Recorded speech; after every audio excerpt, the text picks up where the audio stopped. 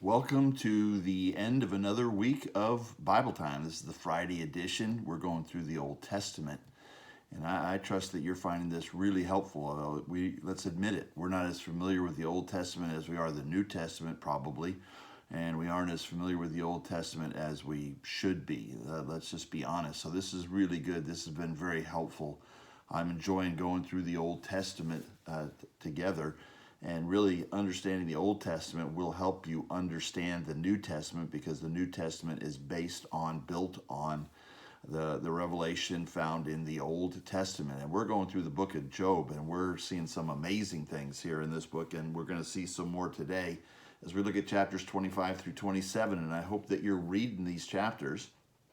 You're not just getting a secondhand account of it from watching Bible time, but that you're actually reading the text and then listening to the commentary, reading the text, making your own observations before you come here. But in chapter 25, we have the final answer from Bildad to Job. In fact, this is the final answer of all of them, because Zophar, he's not going to say anything more. So this is the final answer.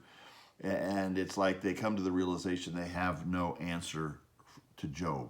They have no answer to Job because their view can't stand up to what's realistic. It can't stand up to what's factual. They're presenting a picture of God and the way He works that doesn't square with reality. And so Bildad here, rather than promote their view, again, just speaks of the greatness of God and talks about how no one can be just before Him. Job, how can you possibly say you're just before Him? Nobody can be just before Him. And he indirectly, I don't know if you caught up on this, but he indirectly is calling Job a maggot and a worm. And so those are the final words from the friends, the friends of Job.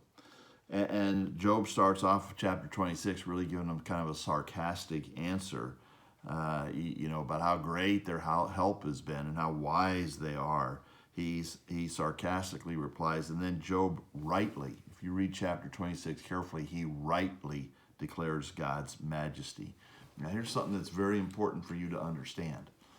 Job's friends, their defense of God, the things that they were saying that they thought were in defense of God, were really in defense of their own theology. And it was defense of their own theology at the expense of Job. Well, that's a really important thing, because we can do that as parents to our children. We can do that as friends in the church to one another.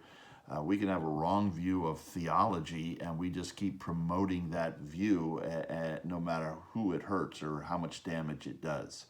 And I wonder how many children have grown up in homes where parents have held to a bad theology, and they have enforced that on their children to their harm in reality.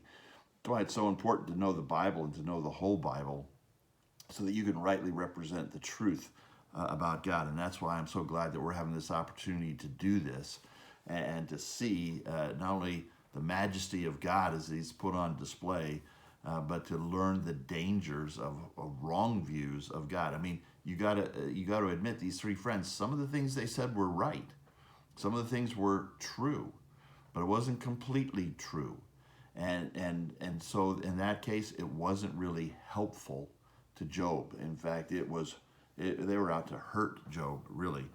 But Job, through it all, held on to his fear of the Lord. You see that coming through as he declares the majesty of God. And in chapter 27, he says something that's very important about his conscience being clear. Now, that is so important for you and me to live with a clear conscience. And that is possible because we can have our conscience cleansed through salvation in Jesus Christ, and we can keep it clean by confessing our sin and by filling it with the truth.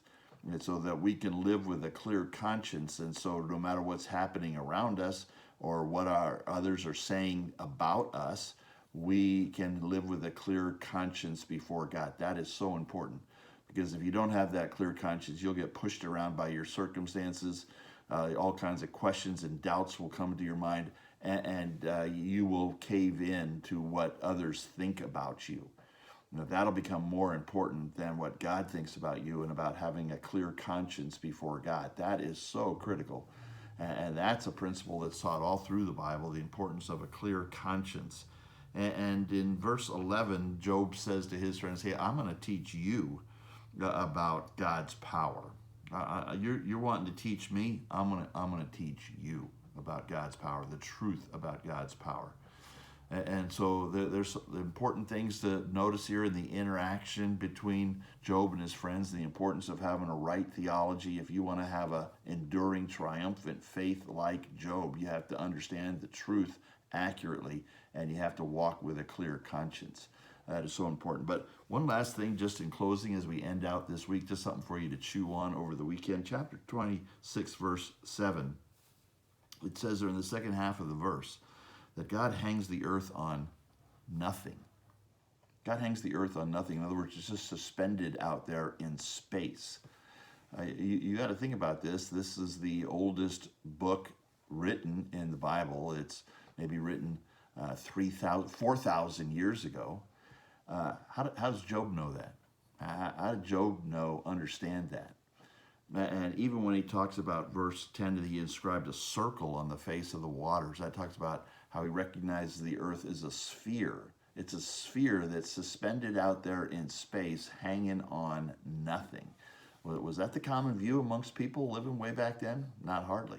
How does Job know that? Maybe the scripture really is inspired. It really is given by God. It tells us the truth about the universe because it's written by the one who created the universe. That's something amazing for you and me to consider. Let's meditate on that over the weekend, and I look forward to our time of worship together at church on Sunday. So God bless you. We'll see you next week for more Bible time.